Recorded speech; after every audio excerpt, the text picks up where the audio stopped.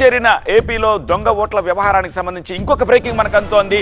సిఈసిని కలిసింది బీజేపీ నేతల బృందం. కొద్దిసేపటి క్రితమే ఆ న్యూస్ కూడా చూసాం. కానీ అప్పటికి బీజేపీ బృందం సిఈసి దగ్గర ఉన్నారు, బయటకు రాలేదు. సో వాళ్ళు ఏం రిప్రజెంటేషన్ ఇచ్చారని తెలియలేదు. సో ఇప్పుడు మనకి ఆ డీటెయిల్స్ వస్తున్నాయి. ఒక్కో ఇంట్లో 67 ఓట్లు సృష్టించారని పురంధేశ్వరి తన రిప్రజెంటేషన్లో కంప్లైంట్ చేసినట్టుగా తెలుస్తోంది.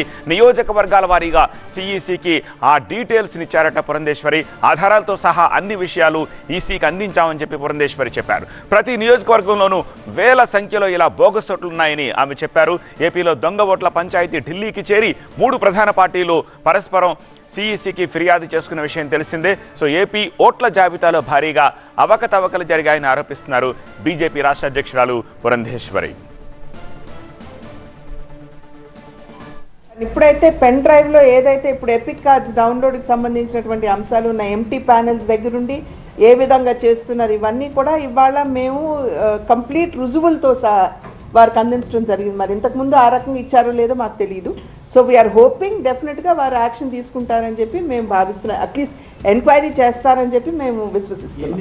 ఎవరైతే అక్కడ చనిపోయినటువంటి వారు దగ్గర 6,000 మంది దాకా ఉన్నారని చెప్తున్నారు. 6,000 మంది వారైతే మిగతా వారందరూ కూడా అక్కడ లేనటువంటి వారు. ఒకే ఇంటి నంబర్ మీద 67 మంది పేర్లు ఆ ఓటర్ లిస్ట్లో ఉన్నాయి. ఇవన్నీ కూడా రుజువులతో సహా మమ్మల్ని అడిగారు, మీ దగ్గర రుజువులు ఉన్నాయా అని. వారు సంపూర్ణంగా అక్కడ సొంతంగా వారు సర్వే చేయించారు కాబట్టి మా దగ్గర రుజువులు ఉన్నాయి. రుజువులన్నీ కూడా మేము వారికి అందివ్వడం జరిగింది.